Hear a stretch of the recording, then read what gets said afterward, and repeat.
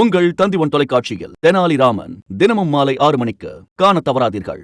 ஈரோடு கிழக்குல திமுக தொடர்ந்து முன்னிலை. ஒரு 16,639 வாக்குகள் வித்தியாசத்துல நாம் தமிழர் வேட்பாளர் சீதாலட்சுமியை விட கூடுதலான வாக்குகள் பெற்று திரு சந்திரகுமார் திமுகவின் வேட்பாளர் முன்னிலையில் இருக்கிறார்.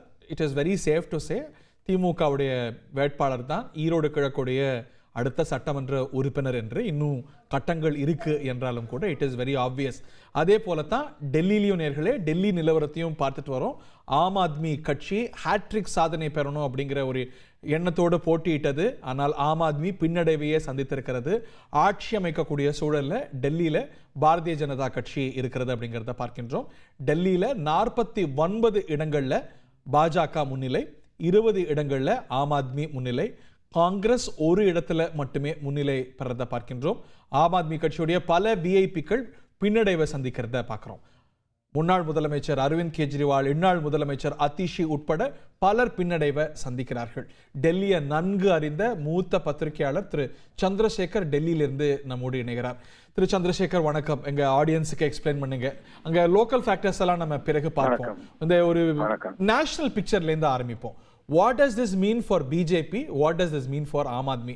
ஆம் ஆத்மிக்கு ஒரு எக்ஸிஸ்டென்ஷியல் கிரைசிஸை இது கொண்டு வந்துருமா?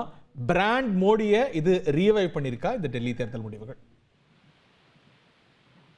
நிச்சயமாக இது நீங்க நேஷனல் லெவல்ல பாத்தீங்கன்னா பிஜேபிக்கு ஒரு கண்டினியூயிங் பூஸ்டர் தான். அந்த பாராளுமன்ற தேர்தலில் நடந்த பின்னடைவுக்கு பிறகு அவர்கள் தொய்ந்து போயிருந்த நிலையில் ஹரியானா மற்றும் மகாராஷ்டிரா இரண்டும் அபார வெற்றி பெற்றார்கள். அதே வெற்றி தான் இப்பொழுதும், அதே ட்ரெண்ட் தான் இப்பவும் தொடர்கிறது. இன்டர்ஜெக்ட் பண்றதுக்கு மன்னிக்கணும், ஹரியானாலையும் மகாராஷ்டிராலையும் மோடியை இந்த அளவுக்கு அவங்க ப்ரொஜெக்ட் பண்ணல. அப்கோர்ஸ் அவங்க வந்து அங்க தேவேந்திர ஃபட்னவிஸுக்கு கிரெடிட் கொடுத்தாங்க, ஹரியானால பல லோக்கல் ஃபேக்டர்ஸுக்கு கிரெடிட் கொடுத்தாங்க. ஆனா டெல்லியை பொறுத்த வரைக்கும் கான்சியஸ்லி பிரதமர் மோடி எல்லா போஸ்டர்கள்லயும் மின்னினார். ஸோ பிரதமர் மோடிக்கான ஒரு பர்சனல் வெற்றியாகவும் இது பார்க்கப்படும் இல்லையா? நேச்சுரலி நீங்க ப்ரொஜெக்ட் பண்றாங்களோ இல்லையோ, மோடி தான் sir behind the scene. And அவருடைய பேக்ட்ராப்ல தான் எல்லாம் நடக்குது. பிளஸ் மோடியை ப்ரொஜெக்ட் பண்றதுக்கு ஒன்றும் தேவையே இல்லை. Is not a chief minister candidate or something. Is a prime minister. அவர் டாமினேட்டிங் ஃபிகர். ஆனா அவரை தான் முன்னிறுத்தினாங்க இல்லையா? இப்போ கேஜ்ரிவால் வந்து நான் மோகம் இங்க யாருன்னு கேட்கும்போது அவங்க மோடியை தான் அதுக்கான ரிப்ளையா கொடுத்தாங்க. கரெக்ட்.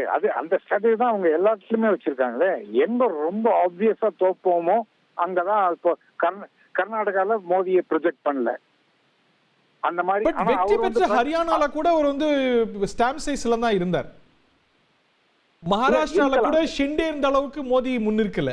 பட் இங்க டெல்லியில வந்து அவர் ஒரு பர்சனல் கிரெடிட்டை பெருசா எடுத்துக்க முடியும் இல்லையா? சோ நாங்க ஹேட்ரிக் வெற்றி, மோடியை முன்னிறுத்தி இருக்கிறாங்க. இந்த ஜூன்ல கிடைச்ச பின்னடைவுல இருந்து அந்த பிராண்டை வந்து மீட்டுட்டோம்.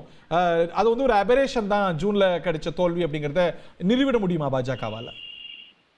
அது கரெக்ட். கொஞ்சம் இப்ப வந்து உங்களுக்கு ஒரு தேர்தலுக்கு பிறகு தேர்தலில் வெற்றி அடையும் போது நேச்சுரலி அவங்க ஆபரேஷன் தான் சொல்லுவாங்க. அதை இருந்தாலும் இப்பொழுது அடுத்த பாராளுமன்ற தேர்தலில் என்ன நடக்கும்னு இப்ப சொல்ல முடியாது. இவர் வின் பண்ணிட்டே இருக்கிறதுனால இவங்க வின் பண்ணுவாங்கன்னு சொல்ல முடியாது.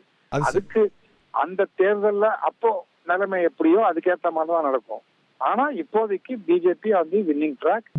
பிஜேபி வெற்றிக்கு காங்கிரஸ் தனித்து நின்றது அப்படிங்கிறது எந்த அளவுக்கு துணை நின்றுக்குன்னு நினைக்கிறீங்க? ஓரளவுக்கு அதுவும் ஹெல்ப் பண்ணிருக்கும். ஏன்னா காங்கிரஸ் ஏற்கனவே வீக் பார்ட்டி தான். அதனால அவங்க ஒன்றும் பெருசா பிஜேபியோட வெற்றியை எய்டு பண்ணாங்கன்னு சொல்ல முடியாது. இருந்தாலும் சேர்ந்து இருந்தா கூட உங்களுக்கு பெருசா ஒன்றும் ஓட் ஃபிகர் பார்த்தா இவங்க வந்து ஒரு 45-50% கிட்டத்தட்ட போவாங்கன்னு நினைக்கிறேன். நீங்க சொல்றது ரொம்ப முக்கியம். அதனால இப்ப எலெக்ஷன் கமிஷனுடைய டேட்டாவையும் நான் சேர்த்து பதிவு செஞ்சேன். இப்போ ஒரு பரவலான என்ன இருந்ததுன்னா காங்கிரஸும் ஆம் ஆத்மியும் சேர்ந்து இருந்தா வெற்றி பெற்றிருக்க முடியும் அப்படின்னு. மியர் பெர்சன்டேஜ் டர்ம்ஸ்ல பார்த்தா ஆம் ஆத்மி 43.15%, காங்கிரஸ் 6.52%. ரெண்டுத்தையும் சேர்த்தா அதை விட கூடுதலாக பாஜக அஃப்கோர்ஸ் இல்ல 48 தான் இருக்காங்க. முதல்ல 50 இருந்தாங்க. சோ ரெண்டு பேரும் சேர்ந்து இருந்தா ஒருவேளை வந்து பாஜகவுடைய வெற்றியை தடுத்திருக்க முடியுமா? அது அப்படியே நீங்க டிரான்ஸ்பர் ஆகும்னு சொல்ல முடியாது. ஆனா உங்களுக்கு ஆம் ஆத்மி கட்சி தோற்கடிக்கப்படும் போது கூட அவர்களுடைய ஓட் பேங்க் பெருசா ஒன்றும் சரியில்லை. சோ இந்த மெயின் ஃபைட் வந்து அவங்க 2 பேருக்குள்ளதான். காங்கிரஸ் வந்து சேர்ந்து இருந்தா கூட அப்படியே இப்போ உங்களுக்கு இப்போ போன லோக்சபா எலெக்ஷன்ல 2 பேர் சேர்ந்தாங்க. அப்படி ஒன்றும் பெருசா ஒன்றும் ஒரு கெமிஸ்ட்ரியோ இல்ல ஒரு இது என்ஜினியர் ஆல.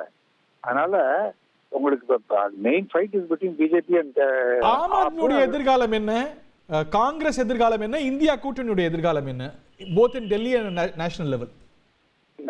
உங்களுக்கு ஆம் ஆத்மிக்கு இந்த இப்போது நடந்துள்ள இந்த பின்னடைவு நிச்சயமாக ஒரு பெரிய பின்னடைவு. ஏன்னா அவர் அரவிந்த் கெஜ்ரிவால் ஊழலுக்கு எதிராக கேம்பெயின் பண்ணி ஒரு பெரிய நேஷனல் ஃபிகர் ஆனது இங்க டெல்லியில இருந்து தான்.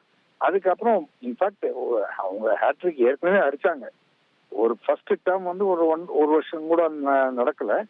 அதுக்கப்புறம் 2வது தேர்தல் 3வது தேர்தல் வருஷம் வின் பண்ணாங்க, 3த்துலயும் ஃபார்ம் பண்ணாங்க. பட் இருந்தாலும் இப்போ இது ஒரு பெரிய பின்னடைவு தான். ஏன்னா அவருக்கு ஒரு only opposition party which had 2 governments in the country. அந்த விதத்துல இப்போ அது வந்து டெல்லியில இருந்து அகற்றப்பட்டால் வெறும் பஞ்சாப்ல தான் இருக்கும். உங்களுக்கு நிறைய சோர்சஸ் இருக்கும். காங்கிரஸ் இதை எப்படி அணுகியது?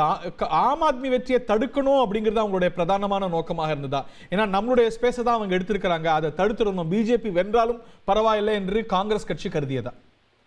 ஆமா, அவங்களுக்கு நிச்சயமா தெரிஞ்சு போச்சு அவங்க கையில ஒன்னும் வின் பண்றதுக்கு ஒன்றும் கிடையாதுன்னு தெரியும். இருந்தாலும் டெல்லியில் மறுபடியும் ஒரு ஃபோர்ஸ் ஆக வேண்டும் என்ற ஒரு ஒரு ஒரு கணிப்புல தான் அவங்க ஃபீல்டில் இறங்கினாங்க. அதுலதான் அவங்க வந்து இன்ஃபேக்ட் ஆம் ஆத்மியே ரொம்ப ராகுல் காந்தியே அரவிந்த் கெஜ்ரிவால ரொம்ப சீரியஸா தான் அட்டாக் பண்ணாரு. அதனால அவங்க ஒன்றும் நோ ஹோல்ஸ் பார்ட் அட்டாக்ல தான். அதுல காங்கிரஸ் வெற்றி பெற்றதா? ஏன்னா அவங்க ஒரு 10-15% எடுத்து ஆம் ஆத்மியோட வாக்கு சதவீதம் குறைத்திருந்தா அவங்களுடைய நோக்கம் ஈடேறி இருக்கலாம். ஆனா ஆம் ஆத்மி ஒரு 43% வச்சிருக்கு, காங்கிரஸ் ஒரு 6.5% வைத்திருக்கு, பிஜேபி 48%. அவங்க வந்து பிஜேபி வந்திருக்கலாம், ஆனா காங்கிரஸோட வாக்கு சதவீதம் டிராமாட்டிக்கா கூடிடல. So have they succeeded in that? 2%ல இருந்து 6% is not a big gain. ஆனா அவங்களுடைய இது என்னன்னா ஆம் ஆத்மி கட்சியை ஒழித்தால் பின்னர் டெல்லியில் நம்மளுடைய பழைய ஒரு அட்லீஸ்ட் ஒரு ஃபைட்டிங் சான்ஸுக்காவது வருமானதுக்கு தான் பார்த்தாங்க. அதுல வெற்றி பெற்றிருக்காங்களா? இல்ல இல்ல இல்ல ஏற்படல. போக தான் தெரியும். ஆனா டெஃபினட்டா it will have an impact on India alliance also. Okay, அத பத்தி நான் கேட்கணும்னு நினைக்கிறேன். நான் தேங்க்யூ திரு சந்திரசேகர். நீங்க உங்களோட கருத்து முடிச்சிருங்க. இந்தியா அலையன்ஸ்ல அதோட இம்ப்ளிகேஷன் நினைக்கிறீங்க? உங்களுக்கு நிச்சயமா இது ஒரு ஒரு தாக்கத்தை ஏற்படுத்தும். ஏன்னா உங்களுக்கு எல்லா ரீஜனல் பார்ட்டிஸ் ஏற்கனவே காங்கிரஸோட டாமினன்ஸை எதிர்க்கிறாங்க.